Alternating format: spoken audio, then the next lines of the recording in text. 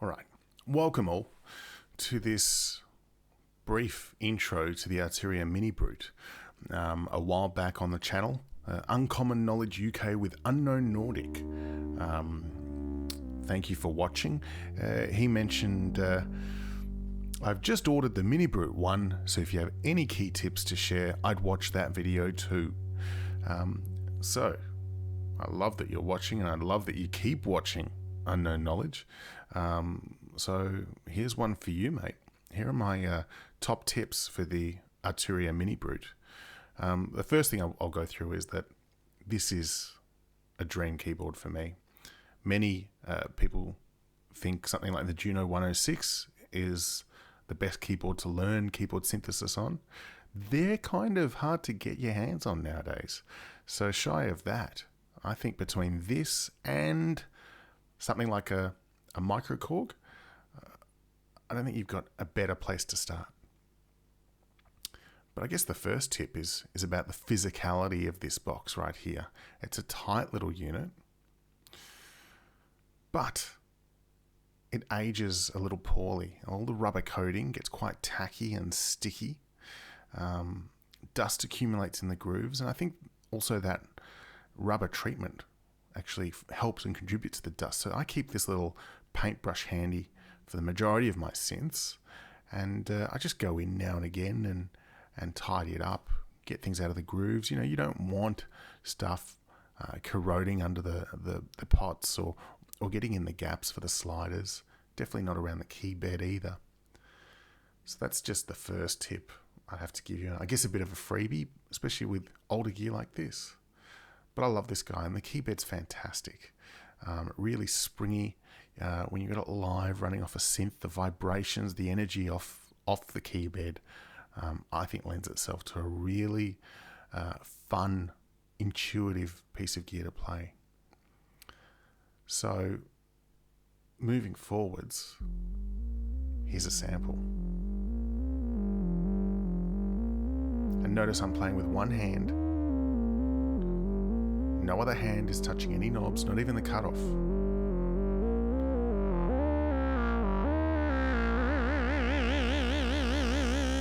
And that's an example of how complex a sound you can get from such a simple setup. I mean, it's just one oscillator, guys.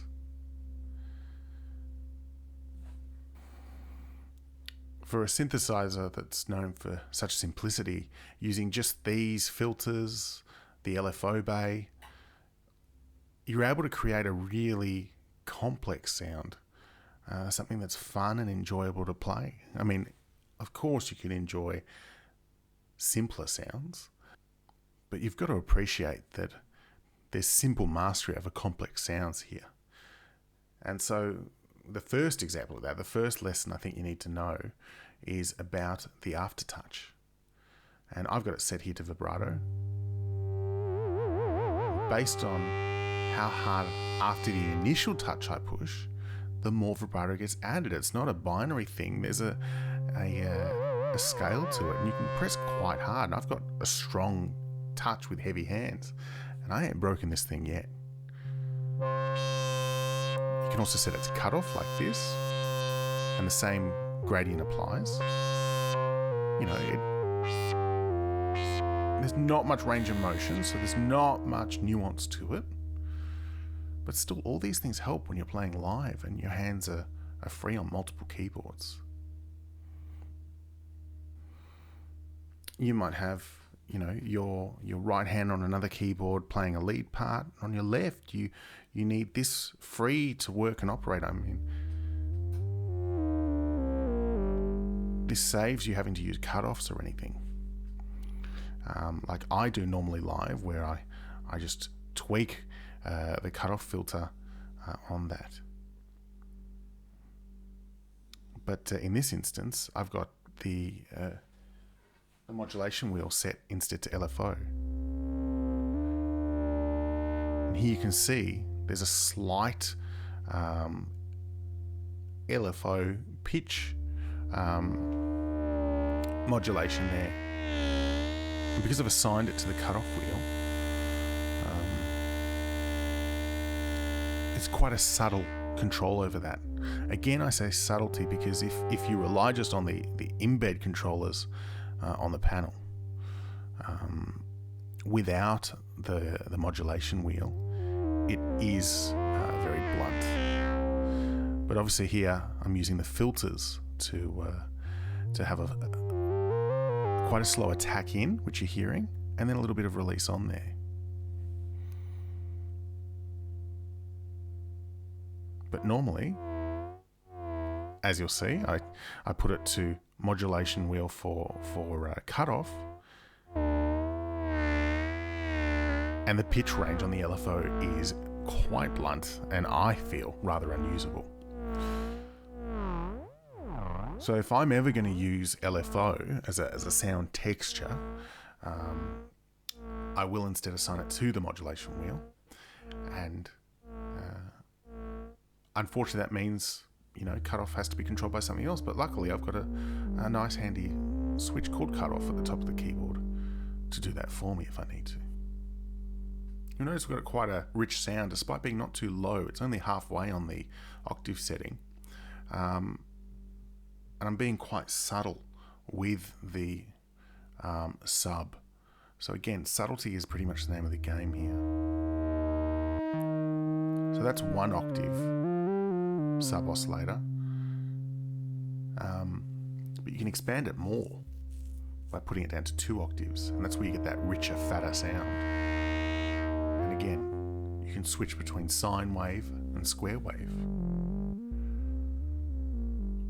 So all of this is a really colourful way of expanding. You've got extra features there where you can widen up the saw wave, you can widen up the pulse wave and the triangle wave, and it's just such a impressive way of getting such depth and texture out of what is one oscillator.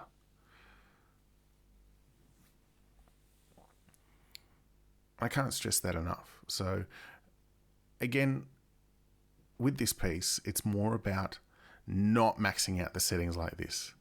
You max everything out, and I find it's a rather ugly sound. Instead, you find subtle nuances, and that helps instead.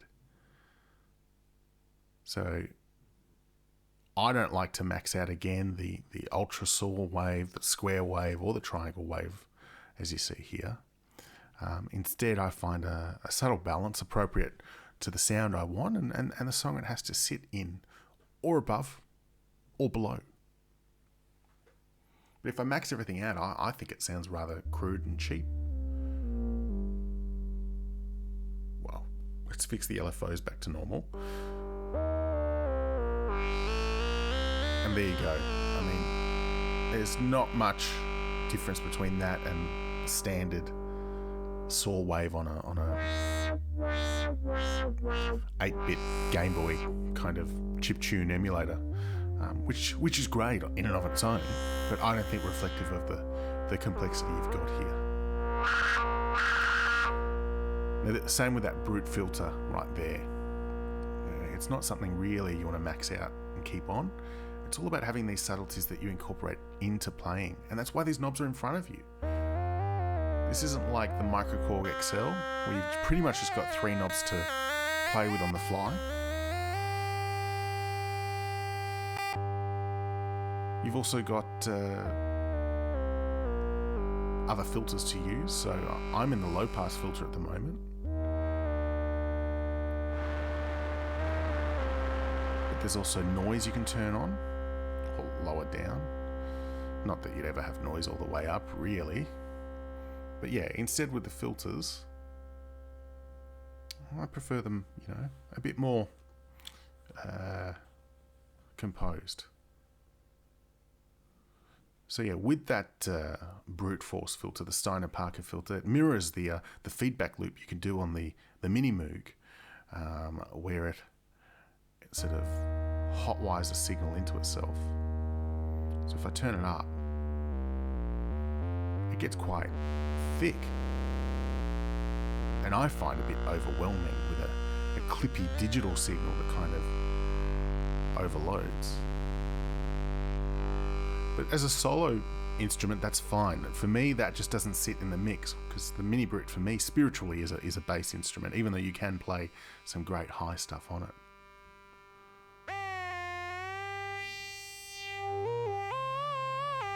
So if I want to do a solo like this,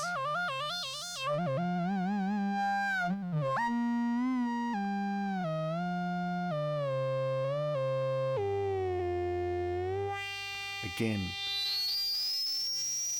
the buttons are there to twiddle with and play with, and don't be afraid of them.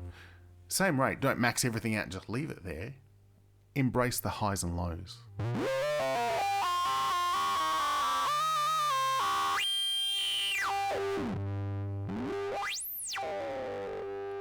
For some people, that's a sound they don't mind up all the way, but for me, you know,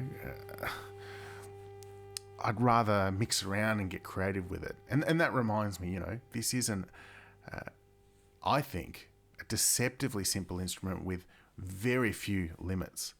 And the last thing I'm pointing to right here is the envelope speed. So understanding that and the nuance of that, I think was the key to me getting, you know, my head around how it worked. Because I've got the envelope speed set to slow, and it effectively just runs a note in sustain indefinitely. And if I play with the LFO and use that and the amplifier and filter settings to ramp it up, it sort of perpetuates an unending note sequence. And that's without even turning the arpeggiator on.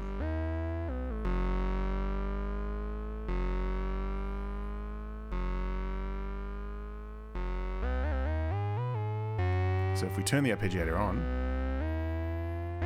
it's going to incorporate other notes permanently into that pattern. And then we can tweak everything. We can max up the speed and get really ugly with the sound.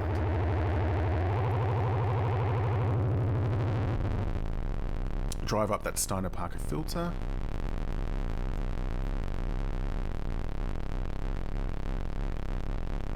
And suddenly, melodic sounds become harsh, rhythmic textures. Drive up resonance and cutoff, envelope filter as well.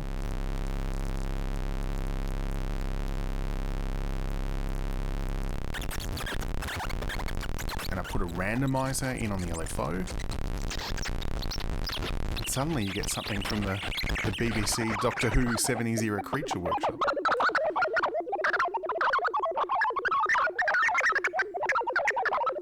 So the complexities are there. The richness of this instrument is not just a sine wave bass, which I think a lot of people write it off as. It's a rather simple yet effective way to reach really complex sounds. And to be honest, you know, is my wingman when it comes to left hand in my live synth setups. It's a bass domain for me. And now I'm just having fun. And keep in mind, this whole experiment has been with a raw, dry signal. So watch what happens when I throw some reverb and some delay in there. And that's the other thing. This is such a basic, stripped back instrument. Chuck on as much as you want. Experiment with as much as you want. You know, perhaps another time I can go into the audio in option with this and the filters that affords. But for now, I might just have a bit of a noodle, and we'll see where it takes us.